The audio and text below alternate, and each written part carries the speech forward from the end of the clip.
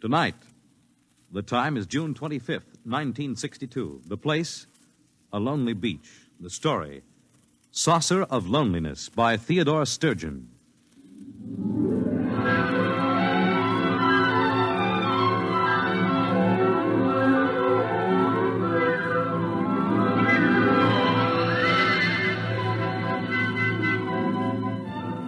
My name is Jason Beniades.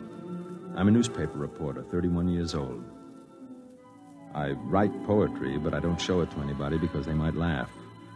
And the things I write about are very important to me. I was an only child. I never went with girls much because I'm too ugly and too sensitive, and they used to hurt me. I live alone. It isn't much fun. I'm not painting this picture of myself to get sympathy. I don't need it. But it's important that you should know the kind of person I am. Otherwise, you won't understand what I'm going to tell you. It happened tonight, the thing I'm going to tell you about. Tonight. The 25th of June, 1962. I was down on the beach.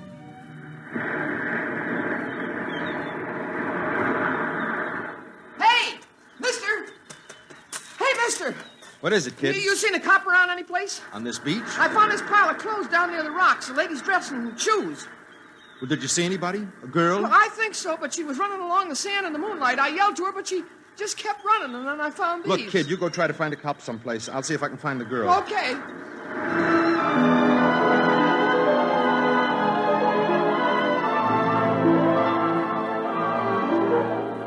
I thought to myself, she's dead.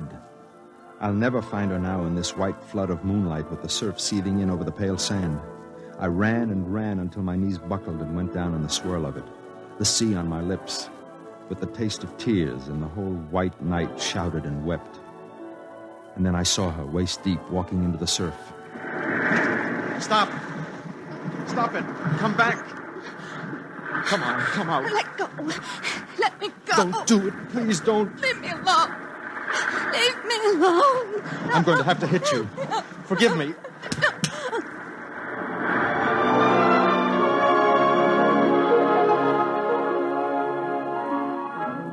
I hit her in the neck with the edge of my hand, and she slumped.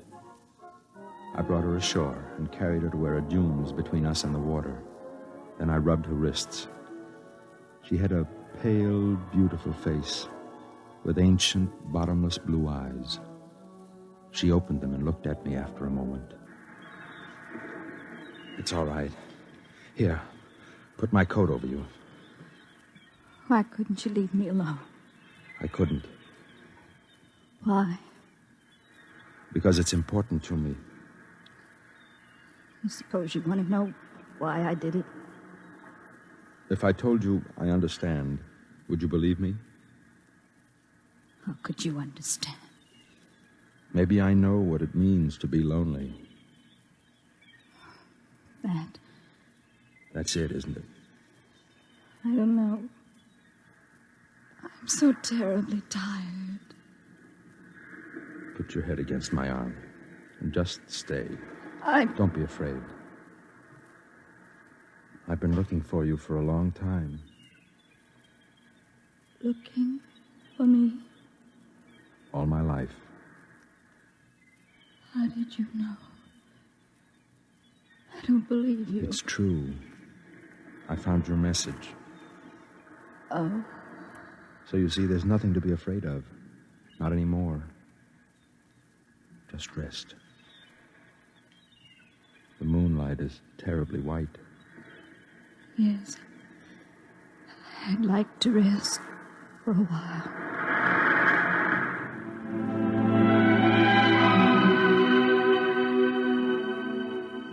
She didn't remember it, of course. But I was one of the reporters who had covered the story when it first happened, 5 years ago.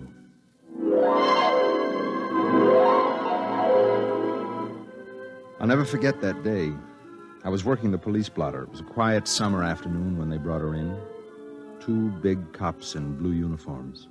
Come on now, girlie, come on. Let me go. I haven't done anything. Take it easy now. What's the trouble, Connolly? Disturbing the peace, Sergeant. Is this that Central Park call? Hey, this is it. I thought you radioed that there was a near riot up there. Oh, you should have seen the place. All right, give me the report. Well, me and Bennett got up there, and there was a mob of people all surrounding this girl, see? So we bust through, and there in the middle of maybe 600 people, she's lying there, sort of in a faint. I asked a couple of people what the difficulty was, and they tell me it's the flying saucer. The what? The flying saucer. What flying saucer? Let me finish, Sergeant. What flying saucer, I ask. And then they says that this girl was standing on the green, and suddenly the saucer comes down and starts whirring over her head like a halo. What is this, miss? A gag? It happened. It did, eh? Well, now suppose you tell me your version. I was standing in the park, and I looked up, and there it was. Describe it. It was beautiful. It was golden with a dusty finish, like an unripe Concord grape. It made a faint sound, a chord of 2 tones. And it circled over my head like some great round hummingbird. Go on. Well, other people must have seen it because they were all looking at me and pointing. I saw one man cross himself. And then it came down and touched me and spoke to me. This flying saucer spoke to you? Yes. And, just what did it say to you? I said, what did it say? I can't tell you. A secret, huh? Yes. I see. Connolly, this girl is for Bellevue. Well, Sergeant, the plain fact is that it happened just like that. And 10 witnesses all agree it did. Are you trying to tell me that there was such a thing as this whirring hummingbird of a saucer? Oh, there was that, Sergeant. And just how do you know, Connolly? Well, we've got the thing out in the squad car. You what? Bennett's bringing it in right now, see? About 36 inches across it is, and covered with strange markings. Great, Mother. Did you call the bomb squad? I didn't think of it. Well, think of it, man. This may be some kind of atomic weapon. I'll turn it over to ballistics. Never mind about ballistics. Call the FBI and tell them we've got this thing. Yes, sir. What about the girl? We'll book her on disturbing the peace. I've got a feeling the government men may want a word with her. Sergeant. What is it, Beniades? I'd like to do a story on this for my paper. Could I have a look at the saucer? We'd better clear it first. Well, could I talk to the girl? After she's been booked. Connolly, is the crowd still up at the park? Very likely. Well, I'll run up there and get some eyewitnesses. Then I'd like to come back and talk to the girl.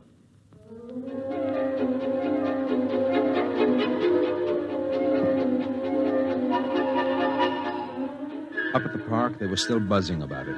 Some said she was a communist agitator. Some said it was a flying saucer from Mars, and she had stepped out of it. Others said she was a saint, and it was her halo. I took some notes, phoned the paper, and went back downtown to talk to her. But there were a couple of agents with her, and they wouldn't let me in. Now then, miss, you told the sergeant this saucer spoke to you. Is that correct? Yes? Did it speak to you in English? I don't know. You did understand it, though. Yes. Do you speak any other languages? No. Tell me, what message did you receive from this instrument? Wasn't anything, really. Suppose you tell me. I'd rather not. Miss, let me be very frank. I'm not a policeman. I'm a security agent. That means that I deal with problems that affect the security of our country. Do you understand? Yes. Now, we've examined this flying saucer enough to know that it is not of American manufacture. It also possesses an extremely high radioactive count. Now, that means that it was made in an area where radioactive materials are in great abundance, such as an area where atom bombs are made. That's why we want to know the message you received from the saucer. There was no message. You just made it up. Yes. I'm afraid you're lying. Suppose we have some soldiers bring the saucer in here and hold it over your head. Would you object? I don't care what you do. All right, boys, bring it in. Now, when I tell the men to hold it over your head, you try to recall what it said. I don't know what it said. Lift it up, boys. Hold it right over her head.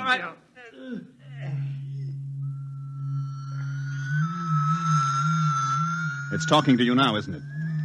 Yes. What is it saying? What did it say? All right, boys, crate it up and send it down to the National Research Laboratories. What about the girl, sir? We'll get nothing out of her. I don't believe she really knows what that humming noise is. Better have a psychiatrist examine her. Yes, sir.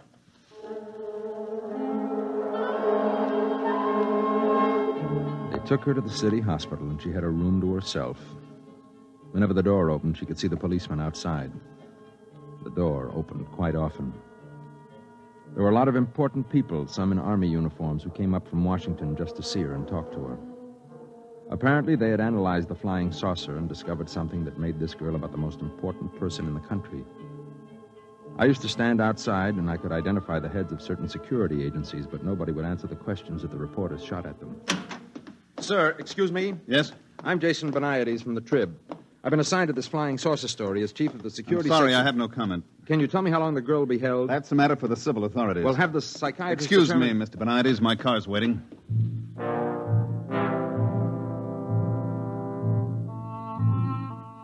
A few days later, she was released from the hospital and returned to the court to be tried on the disorderly conduct charge. They found her guilty and fined her $15 and turned her loose. When she walked out of the courtroom, she was handed a subpoena to appear before a congressional committee in private session. She answered all their questions except one. My paper sent me over to cover the hearings.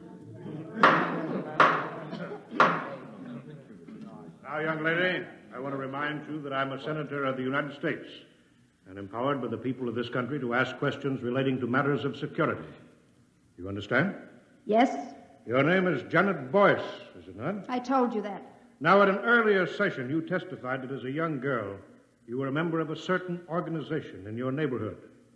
Would you name it? The Rinky Dinks. Who comprised the Rinky Dinks, Miss Boyce? It was just a bunch of girls who got together to play field hockey and listen to recordings. Any particular recordings? Mostly Eddie Fisher. I see. Now, this flying saucer, you said it talked to you. You did say that, didn't you? Yes, And then you denied it. Yes. Why? because I was tired of answering questions. Young woman, let me put something to you squarely. Oh, by the way, I think if there are members of the press here, I can divulge a rather spectacular piece of information to you. This flying saucer has been thoroughly examined and analyzed, and I wish to inform the people of this great nation that it definitely, I repeat, it definitely did not originate on this planet. Now then, Miss Boyce, consider that it is possible that our Earth might be attacked from outer space by beings much stronger and cleverer than we are. And consider that perhaps you have the key to our defense against those beings. Don't you owe it to the world? I don't think I owe anything to anybody. Even if the Earth was not attacked, just think what an advantage it would give this country over its enemies. Young woman, I ask you, what did that flying saucer say to you?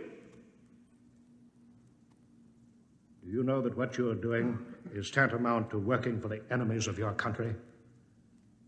I will give you one more chance. What was the message? It was personal. Gentlemen, I move that Miss Janet Boyce be cited for contempt.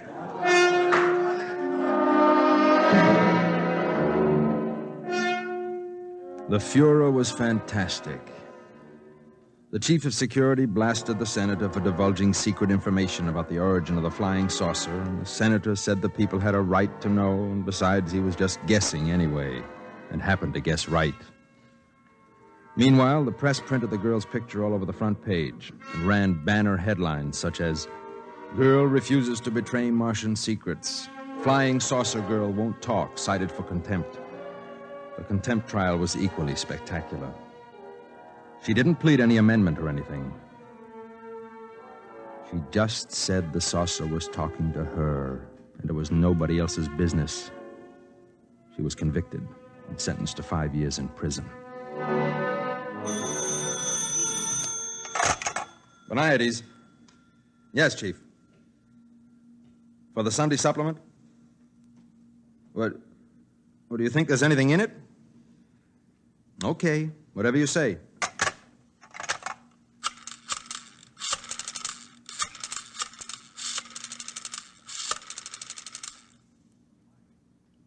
Mike, Get me everything you can on that flying saucer girl, will you? Yeah, the one that was sent to jail about 4 years ago.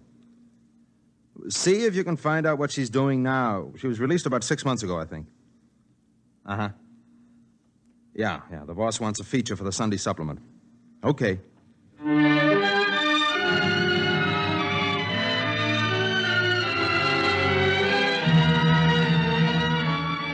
I found out she had gotten a job cleaning at night in offices and stores down near the beachfront. There weren't many to clean, but that meant there weren't many people to remember her face from the newspapers. I tracked her down and caught up with her in a one-armed coffee joint about 4 a.m. Excuse me, miss. Do you mind if I sit here? No. Nice night, isn't it? Moonlight and everything. Which are you? Security, newspapers, or just somebody out for a good time? You're pretty bitter, aren't you? Shouldn't I be? Yeah, I guess you should. My name is Jason Beniades. I'm with the newspaper. But it's been nice meeting you. I have to go now. Just a minute. Please. I can't blame you. How did you find me? One of the leg men located your mother. I talked to her earlier tonight. Oh. How is she? Still hitting the bottle. The way she knew where you were, you sent her some flowers on her birthday, remember? Yes. She wouldn't talk to me. Said she didn't want a daughter who was a jailbird. Tell me how it's been. So you can write about it? I promise you I won't write anything you don't want me to write. Okay. You want to know how it's been? Right after I got out of jail, I met a man at a restaurant. Nice man. He asked me for a date. I spent every cent I had on a red handbag to go with my red shoes. They weren't the same shade, but anyway, they were both red. And I was very excited about the date. We went to a movie. Afterward, he didn't even try to kiss me or anything. He just wanted to know what the flying saucer had told me.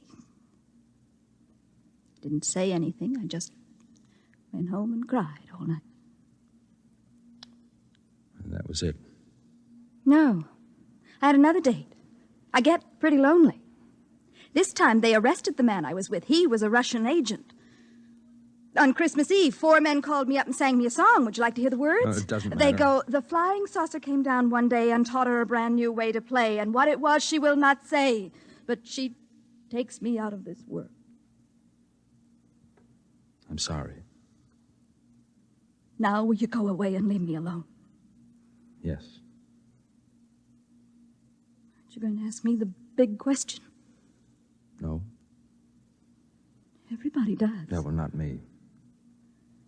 You will, sooner or later. Maybe. Look, can I take you home? No. Can I see you again? Please. I don't know. I'm afraid to let myself like anyone. Trust me, will you? I'm not sure. Maybe. Maybe. I'll wait here for you tomorrow night. All right.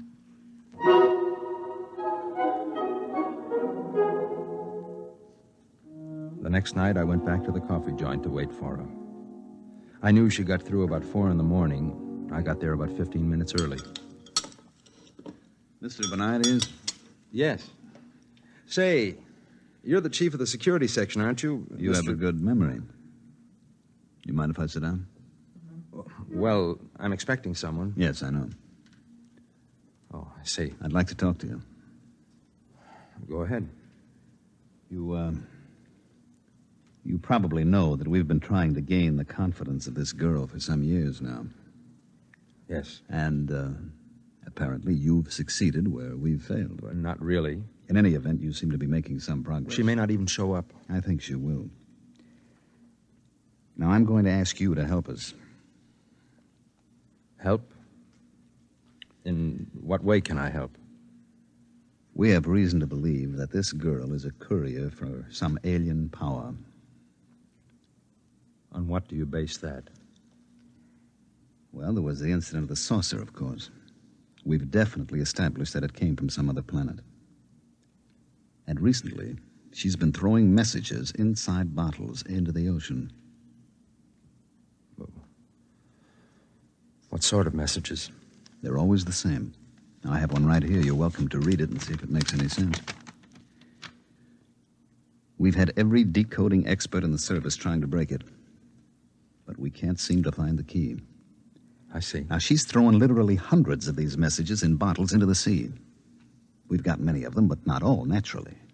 Now, what we're most interested in is locating the contact. Naturally. And that's where you fit in. We'd like you to gain this girl's confidence even further. Try to find out just what these messages mean, and beyond that, what the saucer said to her. You'll be doing us a favor and your country a great service. You're certain this is some subversive activity on her part? How else can you explain the fact that she won't tell us her secret? Maybe because it's hers, and everybody has a right to have something of his own. Are you, trying to tell me that you won't cooperate? I didn't say that. I'd like to remind you, Mr. Boniades, that you have a duty to us. I know that. I also have a duty to myself and to God. Now, if you'll excuse me.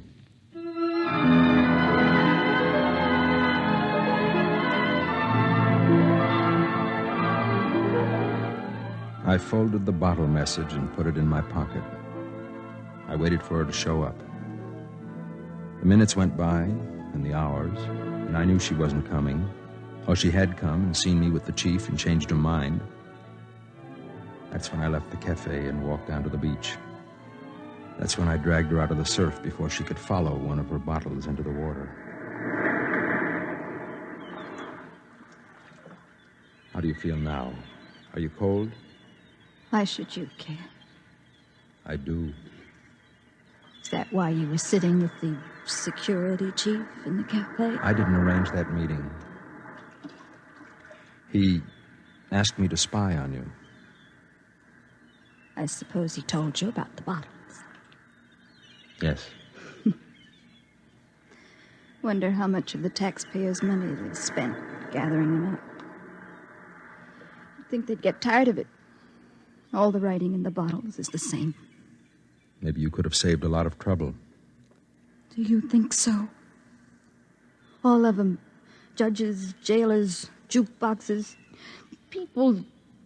Do you really think it would have saved me a minute's trouble if I told them the whole truth at the very beginning? Wouldn't it? No.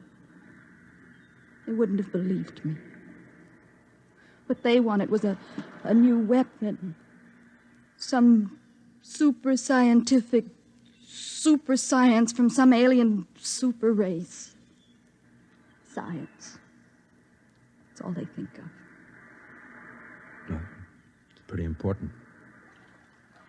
Would it ever have occurred to them that this super race from another planet might have super feelings? Or super longings? Or super loneliness? No. All they think about is weapons. Isn't it time you asked me what the saucer said? No. They all asked me. I don't have to ask you. I know. You know? Let me read it to you. There is in certain living souls a quality of loneliness unspeakable, so great it must be shared as company is shared by lesser beings. Such a loneliness is mine. So know by this that in immensity there is one lonelier than you. How did you know? It's the message you put in the bottles. The same message that some lonely, strange being in some other world put into a bottle, only his bottle was a flying saucer and sent across space to you. You knew. I'm lonely too. Look at me. I've never had the love of a woman. They think I'm pretty ugly. You're not ugly. No, I don't feel ugly right now. Say it again. The message from the saucer. Know by this that in immensity there is one lonelier than you. I wonder if whoever first wrote it has found someone. I think perhaps he has.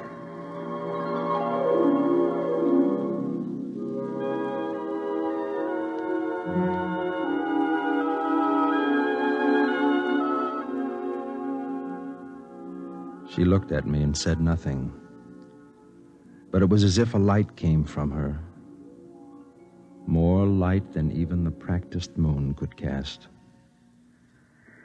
Among the many things it meant was the fact that even to loneliness there is an end for those who are lonely enough, long enough.